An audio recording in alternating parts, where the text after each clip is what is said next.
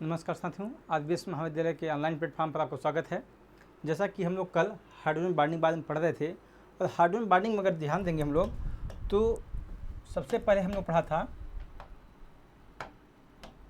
ठीक है, सबसे पहले पढ़ा था हम लोगों ने हाइड्रोजन बॉन्डिंग की डिफिनीशन, ठीक है, कि हाइड्रोजन बॉन्डिंग होता क्या है। उसके बाद हमने देखा इसका प्रकार, आखिरकार ये कितने प्रकार के होते हैं। तो हमने यहाँ पर बताया गया था कि आपके ये दो प्रकार के होते हैं। एक आपका होता है इंटरमॉलिक्यूलर हाइड्रोजन बॉन्डिंग, ठीक है, और दूसरा आपका होता है इंट्रामॉलिक्यूलर हाइड्रोजन बॉन्डिंग, ठीक है। इंटरमॉलिक्यूलर हाइड्रोजन बॉन्डिंग बताया गया था कि जब दो मॉलिक्यूल, ठीक, मॉलिक्यूल के कुल मिला के अगर हाइड्रोजन बॉन्डिंग इंटरमॉलिक्यूलर की बात की जा रही है, तो यहाँ हम लोग टर्म देखेंगे बिटवीन, ठीक है। ये दो अणुओं के बीच में होता है इंटरमॉलिक्यूलर हाइड्रोजन बॉन्डिंग, जबकि इंट्रामॉलिक्यूलर जो हाइड्रोजन बॉन्डिंग होती है एक ही मॉलिक्यूल के भीतर होता है, ठीक ना। इसका मतलब यह विद इन मॉलिक्यूल, जब एक ही मॉलिक्यूल के अंदर हाइड्रोजन बॉन्डिंग हो रही है तो उसे बोलते हैं इंट्रामॉलिक्यूलर हाइड्रोजन बॉन्डिंग, या फिर अंतराणविक हाइड्रोजन बॉन्डिंग बोलेंगे, या फिर इसे बोलते हैं अंतराणविक, ठीक है ना। ये आप इंटरमॉलिक्यूलर हाइड्रोजन बॉन्डिंग को दो अणुओं के बीच में होता है। इंट्रामॉलिक्यूलर हाइड्रोजन बॉन्डिंग एक ही अणुओं के भीतर हाइड्रोजन बॉन्डिंग होती है, ठीक है ना। उसके बाद हम लोग देखा गया था कि प्रॉपर्टी देखा गया था, ठीक है, हाइड्रोजन बॉन्डिंग की प्रॉपर्टी। तो प्रॉपर्टी में देखा गया था हम लोगों ने कि आखिरकार इस हाइड्रोजन बॉन्डिंग की वजह से देखा गया आप लोगों ने कि बॉइलिंग पॉइंट जो नॉर्मली, ठीक है, बॉइलिंग पॉइंट किसी भी केमिकल का, एटम का, ठीक है ना, मॉलिक्यूल का, वो आपको देखा नॉर्मली जो होना चाहिए था उससे बढ़ जाता है। आपने विस्कोसिटी देखा, ठीक है, विस्कोसिटी श्यानता जिसे बोलते हैं।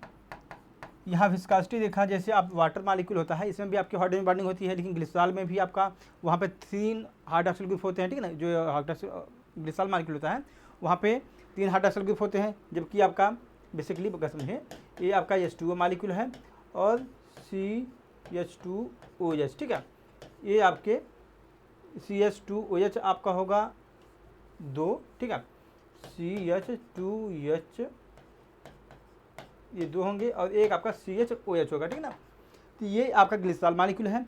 यहाँ पे 3 हाइड्रोक्सिल ग्रुप दिख रहे हैं, ठीक है ना। तो यहाँ पे 3 हाइड्रोक्सिल ग्रुप है, जिसकी वजह से यहाँ पे हाइड्रोजन बॉन्डिंग की जो प्रबलता है ज़्यादा है। 3 यहाँ पे हाइड्रोजन बॉन्डिंग बनेंगे एक मॉलिक्यूल से, ठीक है ना। 2 मॉलिक्यूल के बीच में 3 हाइड्रोजन बॉन्डिंग बनेंगे, जबकि यहाँ पे H2O मॉलिक्यूल में क्या होता है, यहाँ पे एक ही 2 अणुओं के बीच में एक हाइड्रोजन बॉन्डिंग बनती है, जिसकी वजह से क्या होगा, यहाँ पे हाइड्रोजन बॉन्डिंग की इंटेंसिटी बढ़ जाती है, ठीक है, 2 अणुओं के बीच में, जिसकी वजह से इन दोनों अणुओं के बीच में श्यानता भी बढ़ जाती है, ठीक ना। जबकि वाटर में कम होता है यहाँ पे हाइड्रोजन बॉन्डिंग, तो इसकी वजह बोल सकते हैं यहाँ पे इसकी विस्कोसिटी ज़्यादा कम होती है, ठीक ना। यहाँ पे लेकिन विस्कोसिटी यहाँ पे ज़्यादा होती है, जिसकी वजह से आप देखेंगे ग्लिसरॉल जो होता है वो काफ़ी आपका मोटा महसूस होता है देखने में। ये शहद होता है, उस कारण से आपको विस्कास होता है ना, शहद होता है। तो इसी कारण से ग्लिसरॉल जो मॉलिक्यूल होता है इसमें विस्कोसिटी बढ़ने से, हाइड्रोजन बॉन्डिंग की मात्रा बढ़ने की वजह से ये इसमें थोड़ा सा रेजिस्टेंस उत्पन्न हो जाता है, विस्कोसिटी आ जाती है, जिसकी वजह से ये आपको आसानी से किसी भी सरफेस पे अगर डालोगे आप लोग आसानी से चलता नहीं है, ठीक है ना। ये मूवेबल उतना अच्छे से होता है, जैसा पानी होगा वो आसानी से आपको गिर जाता है, लेकिन यहाँ देखेंगे ग्लिसरॉल मॉलिक्यूल में ऐसा नहीं होता, ठीक है ना। तो ये चीज़ हम लोग कल देख चुके हैं। अब उसी क्रम में देखते हैं इफेक्ट ऑफ हाइड्रोजन बॉन्डिंग, ठीक है। पहला देखते हैं हाइड्रोजन बॉन्डिंग एसोसिएशन, ठीक है। तो because of hydrogen bonding the molecule of carboxylic acid exist as dimer, ठीक है ना। एसोसिएशन मतलब होता है जोड़ना, डिसोसिएशन मतलब होता है तोड़ना, ठीक है ना। तो हाइड्रोजन बॉन्डिंग की वजह से क्या होता है, जो आप देखते हैं कार्बोक्सिलिक एसिड, ठीक है ना, जो कार्बोक्सिलिक अणु होते हैं COOH, ठीक है ना, ये आपका कार्बोक्सिलिक एसिड होता है। अब नॉर्मली हम लोग इसका अगर एटॉमिक वेट लिखते हैं तो क्या करते हैं 12, 16 और 1, ठीक है ना। तो यहाँ पे अगर एक मॉलिक्यूल हम ये COOH का लिख रहे हैं, ठीक है ना, ये आपका नॉर्मली एक मोनोमर के फॉर्म में हम लोग देखते हैं, ठीक है ना। लेकिन होता क्या है मॉलिक्यूल, ये नॉर्मली एग्जिस्ट कैसे करता है, ये जब आप नेचुरली फॉर्म में देखेंगे ये डाइमर के फॉर्म में एग्जिस्ट करता है, ठीक है ना। तो यही चीज़ हमें बताया जा रहा है कि because of hydrogen bonding the molecule of carboxylic acid exist as dimer, ठीक है। तो हाइड्रोजन बॉन्डिंग की वजह से यहाँ पे आप देखेंगे जो हाइड्रोक्सिल ग्रुप यहाँ पे लगा हुआ है ये कार्बोक्सिलिक एसिड में COOH, ठीक है ना। तो इसकी वजह से क्या होता है, जो अगला मॉलिक्यूल होगा, जैसे आप देख सकते हैं ये COOH, ठीक है ना। तो इस हाइड्रोजन के बीच में ठीक है ना, यहाँ पे एक हाइड्रोजन बॉन्डिंग बन जाती है, ठीक है ना, जिसकी वजह से ये मॉलिक्यूल आपको डायमर के फॉर्म में एग्जिस्ट करता है रेदर देन मोनोमर के फॉर्म में, ठीक ना। तो जो हम लोग नॉर्मली देखते हैं COH को कार्बोक्सिलिक एसिड होता है, तो COOH के फॉर्म में पाया जाता है, ये ऐसा नहीं पाया जाता, ये बेसिकली आपका डायमर के फॉर्म में पाया जाता है, ठीक ना। Such compound have molecular weight twice as large as those calculated from their simple formula, ठीक ना। तो आप लोग जो नॉर्मली जो COH का फार्मूला हम लोग कैलकुलेट करते हैं, मॉलिक्यूलर वेट हम निकालते हैं, वो आपने देखा होगा C सिंपल जो मोनोमर होता है COOH के फॉर्म में निकालते हैं, लेकिन इसका मॉलिक्यूलर वेट अगर हम ध्यान देंगे ये डायमर के फॉर्म में ज़्यादा उचित होता है, ठीक ना। अब देखते हैं हाइड्रोजन बॉन्डिंग डिसोसिएशन, ठीक ना। हमने एसोसिएशन मतलब देखा कि जो नॉर्मली यहाँ पे एसोसिएशन में जोड़ना देखा, अब डिसोसिएशन में देखेंगे आखिरकार जब कोई मॉलिक्यूल टूटता है तो वो कैसे एग्जिस्ट करता है, ठीक ना। In aqueous solution hydrogen fluoride dissociate and produce the difluoride, ठीक ना। तो आप देख रहे हैं जो एक्वस सॉल्यूशन होता है हाइड्रोजन फ्लोराइड का, उसमें उस हाइड्रोजन फ्लोराइड को हम डिसोसिएट करते हैं, जब तोड़ते हैं उसमें तो ये बनता है डाईफ्लोराइड, ठीक है। डाईफ्लोराइड मतलब क्या हुआ 2F-, ठीक है। जबकि हम यहाँ को बात की जा रही है केवल एक HF मॉलिक्यूल, ठीक ना, तो यहाँ पे 2F मॉलिक्यूल आ जा रहा है, ठीक है ना। इसका यही कारण होता है, इसका कारण होता है हाइड्रोजन बॉन्डिंग, ठीक है ना। तो यही चीज़ हमें बताई जा रही है कि HF dissociate and produce the difluoride ion rather than fluoride ion, ठीक है ना। फ्लोराइड आयन न बना के जो HF होता है मॉलिक्यूल होता है, जो हाइड्रोजन फ्लोराइड होता है, वो आपका डाईफ्लोराइड बनाता है, इसका कारण होता है हाइड्रोजन बॉन्डिंग, ठीक है ना। In HF this is due to the hydrogen bonding, ठीक है। HCl, HBr and HI molecule do not form hydrogen bonding ना। जो HCl मॉलिक्यूल होते हैं, HBr मॉलिक्यूल होता है, HI, ठीक है ना, जो आप बोल सकते हैं हाइड्रोक्लोरिक एसिड हुआ, अब हाइड्रोजन ब्रोमाइड हुआ और हाइड्रोजन आयोडाइड, ठीक ना। तो ये जितने मॉलिक्यूल हैं इनमें हाइड्रोजन बॉन्डिंग नहीं पाई जाती है, जिसकी वजह से क्या होता है ये नॉर्मली आपके जैसे हैं उसी के फॉर्म में पाए जाते हैं, ठीक है। अगर इनका डिसोसिएट भी करते हैं तो आप देखेंगे H+Cl- बनेंगे, ये आपके H+Br- बनेंगे और आपके H+I- बनेगा, ठीक है ना। जबकि अगर हाइड्रोजन फ्लोराइड को अगर डिसोसिएट करेंगे एक्वस सॉल्यूशन इसका, तो ये बनेगा आपका 2H + 2F-, ठीक है ना। यहाँ पे इसका बनता है डाईफ्लोराइड, ठीक है। This explain the why chemical like KHCl, KHBr2 and KHI2 do not exist, ठीक ना। तो आप देख सकते हैं जो आप कह सकते हैं KCl जैसा मॉलिक्यूल अगर बनाना चाहेंगे, KHBr जैसा अगर मॉलिक्यूल केमिकल बनाना चाहेंगे, या फिर बोलें KHI2 जैसा बनाना चाहेंगे, तो ये मॉलिक्यूल ये केमिकल इसीलिए एग्जिस्ट नहीं करते क्योंकि यहाँ पे हाइड्रोजन बॉन्डिंग जैसा कुछ कॉन्सेप्ट नहीं मिल पाता, ठीक है। अब देखते हैं दूसरा, at room temperature H2O is liquid, ठीक है। जैसे जानते हैं हम लोग जो पानी होता है H2 होता है, नॉर्मली तापमान में जो कमरे का तापमान होता है उस पर आप देखते हैं ये लिक्विड के फॉर्म में पाया जाता है, जबकि H2S जो, ठीक है, हाइड्रोजन सल्फाइड होती है, ये आपकी गैस के फॉर्म में पाई जाती है। H2SI भी, ठीक है, आपकी गैस के फॉर्म में पाई जाती है।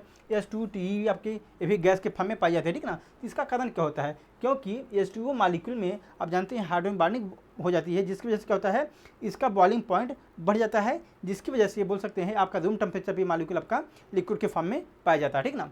तो hydrogen bonding produce link in the water molecule resulting in water having higher boiling point than the other chemical, ठीक है ना। तो होता क्या है H2 मॉलिक्यूल में जो पानी होता है इसमें हाइड्रोजन बॉन्डिंग पाई जाती है, जिसकी वजह से क्या होगा इस मॉलिक्यूल का बॉइलिंग पॉइंट बढ़ जाता है, जिसकी वजह से आपका जिसकी वजह से क्या होगा जो H2 मॉलिक्यूल होता है एक लिक्विड के फॉर्म में पाया जाता है, जबकि आपके H2S हुआ, H2SI हुआ और H2TE हुआ, ये जो तीनों मॉलिक्यूल हैं एज ए गैस के फॉर्म में पाए जाते हैं, ठीक ना।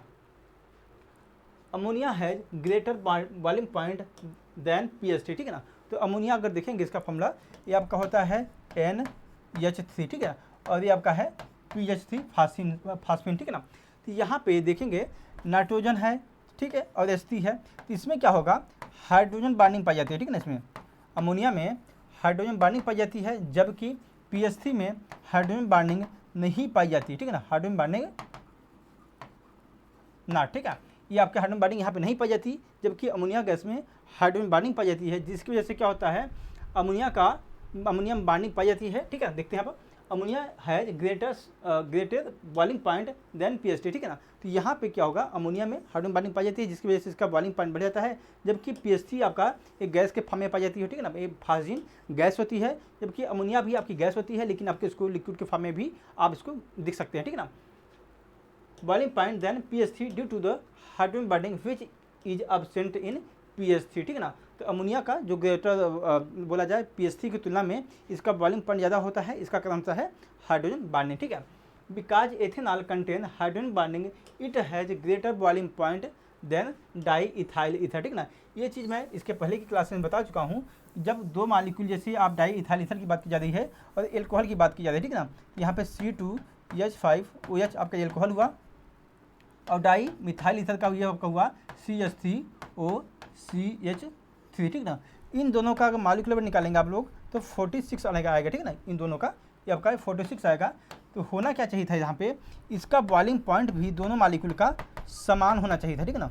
जो बॉइलिंग पॉइंट है दोनों मॉलिक्यूल का समान होना चाहिए था, लेकिन इस एल्कोहल मॉलिक्यूल है, जो इथेनॉल मॉलिक्यूल है, यहाँ पे हाइड्रोजन बॉन्डिंग हो जाती है, जिसकी वजह से क्या होता है, इसका बॉइलिंग पॉइंट 80 के आसपास, 28 के आसपास, ठीक है, 28 डिग्री सेल्सियस हो जाता है। जबकि डाई इथाइल मीथेन का ठीक, ये आपका डाई इथाइल ईथर जो है डाई मिथाइल ईथर, ठीक है ना, CH3OH डाई, ये आपकी जो ईथर मॉलिक्यूल है बात है, यहाँ पे इसका जो बॉइलिंग पॉइंट होता है ये आपका 40 के आसपास रह जाता है, ठीक है ना। तो इसका कारण सिंपल सही होता है कि हाइड्रोजन बॉन्डिंग वजह से क्या होता है, इन दोनों के बीच में जो हाइड्रोजन बॉन्डिंग वजह से क्या होगा, लिंकिंग इनकी बढ़ जाती है। इनमें इस लिंकिंग को तोड़ने के लिए, जो हाइड्रोजन बॉन्डिंग की लिंकिंग होती है, इसको तोड़ने के लिए हमें ज़्यादा एनर्जी की आवश्यकता होती है, जिसकी वजह से यहाँ पे इसका बॉइलिंग पॉइंट बढ़ जाता है, ठीक है। पॉलीमर हाइड्रोजन बॉन्डिंग, ठीक है। अब जो पॉलीमर मॉलिक्यूल होते हैं इनमें भी हाइड्रोजन बॉन्डिंग पाई जाती है। जैसे आप देख सकते हैं सेलुलोज जो मॉलिक्यूल होता है, या फिर सेलुलोज से डेरिवेटिव जो होते हैं, जब बोला जाए सेलुलोज से जो और भी प्रोडक्ट हम जो बना सकते हैं, उनमें भी आप देख सकते हैं पॉलीमर पाया जाता है, ठीक है ना। और देख सकते हैं हाइड्रोजन बॉन्डिंग इज ए की element in shaping the 3D structure and properties the synthetic and natural protein acquire, ठीक है। तो आप हाइड्रोजन बॉन्डिंग वैसे ये आप बोल सकते हैं, हाइड्रोजन बॉन्डिंग जो होता है किसी भी मॉलिक्यूल को 3D स्ट्रक्चर में अगर बनाना है तो ये सबसे इंपॉर्टेंट पॉइंट होता है, ठीक है ना। उस केमिकल के लिए हाइड्रोजन बॉन्डिंग सबसे इंपॉर्टेंट पॉइंट होता है कि आखिरकार उस केमिकल का 3D स्ट्रक्चर होगा या नहीं होगा, इसके लिए हमारा हाइड्रोजन बॉन्डिंग बहुत ज़्यादा रिस्पॉन्सिबल होता है, ठीक है। Hydrogen bond are also significant in the structure of cellulose, ठीक है। जो सेलुलोज होता है, जो आपको जानते हैं पेड़ पौधे में जो सेलुलोज पाया जाता है, ये आप बोल सकते हैं कि हाइड्रोजन बॉन्डिंग इसमें भी पाई जाती है, और ये काफ़ी इंपॉर्टेंट होता है उसका स्ट्रक्चर को बताने के लिए कि आखिरकार सेलुलोज की संरचना कैसे मिलती है, ठीक है। हाइड्रोजन बॉन्डिंग स्ट्रेंथ, ठीक है ना। अब हाइड्रोजन बॉन्डिंग की हम ताकत देखते हैं, आखिर स्ट्रेंथ उसकी कितनी होती है, ठीक है। तो hydrogen bond is weak bond, ठीक है। आप लोग इसके पहले बताया गया है कि अगर हम स्ट्रेंथ की बात की जाएगी तो सबसे ज़्यादा स्ट्रेंथ आपकी आयनिक बॉन्ड की होती है, उसके बाद आपका होता है कोवेलेंट बॉन्ड,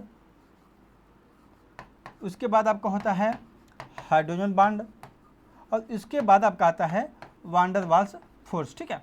तो अगर हाइड्रोजन बॉन्डिंग की बात की जाएगी, स्ट्रेंथ की बात की जाएगी, तो ये आपके कोवेलेंट और कोवेलेंट से कमज़ोर बॉन्डिंग इसकी होती है, लेकिन वान डेर वाल्स जो फोर्स ऑफ अट्रैक्शन होता है उसकी तुलना में ये ज़्यादा स्ट्रेंथ इसकी होती है, ठीक है। तो ये चीज़ यहाँ बताई गई है कि the hydrogen bond is weak bond, hydrogen bond have strength that is in between weak van der Waals force and strong covalent bond, ठीक ना। तो स्ट्रॉन्ग जो कोवेलेंट बॉन्ड होता है और जो van der Waals force of attraction है, इन्हीं दोनों के बीच में बोला जाए कि हाइड्रोजन बॉन्डिंग जो स्ट्रेंथ होती है वहीं पाई जाती है।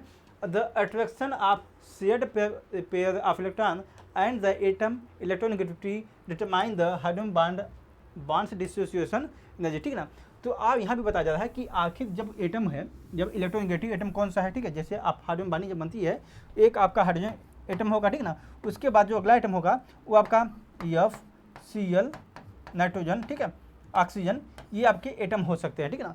अब देखेंगे इनके साथ कौन सा एटम अटैच है। अगर फ्लोराइड जब अटैच होता है तो जानते हैं फ्लोराइड की इलेक्ट्रोनेगेटिविटी सबसे ज़्यादा होती है, जिसकी वजह से क्या होगा, यहाँ पे इस बॉन्ड की स्ट्रेंथ है, जो हाइड्रोजन बॉन्डिंग होती है उसकी स्ट्रेंथ काफ़ी बढ़ जाती है। अगर मान लीजिए क्लोरीन रहता है तो यहाँ पे इसकी स्ट्रेंथ इसकी तुलना में कम हो जाती है। अब यही नाइट्रोजन अगर होगा तो इसकी तुलना में और कम हो जाएगी, और ऑक्सीजन की तुलना में ऑक्सीजन की सबसे ज़्यादा कम होगी, ठीक ना। कुल मिला के आखिरकार जो हाइड्रोजन एटम है उसके साथ जो अटैच इलेक्ट्रोनेगेटिव एटम है वो कौन सा है, वो डिटरमाइन करता है कि आखिरकार इसमें इस हाइड्रोजन बॉन्डिंग में इसकी स्ट्रेंथ क्या होगी, ठीक है। तो अब देखते हैं यूनिक प्रॉपर्टीज ऑफ वाटर, ठीक ना। तो हम लोग इस टॉपिक को अगले दिन देखेंगे कि आखिरकार वाटर की प्रॉपर्टीज़ क्या होती हैं, और हम देखेंगे जो आप जानते हैं कि आइस के फॉर्म में और वाटर के फॉर्म में जब वाटर पाया जाता है, जो H2O की संरचना होती है आइस के फॉर्म में कैसे पाई जाती है और वाटर के फॉर्म में कैसे पाई जाती है, ठीक है ना। तो अब जानते हैं क्योर है कि 4 डिग्री सेल्सियस पे जो डेंसिटी होती है वाटर की वो सबसे ज़्यादा होती है, ठीक है ना। तो ये ऐसा क्यों होता है, इन सब चीज़ को भी हम लोग अगले क्लास में देखेंगे, ठीक है।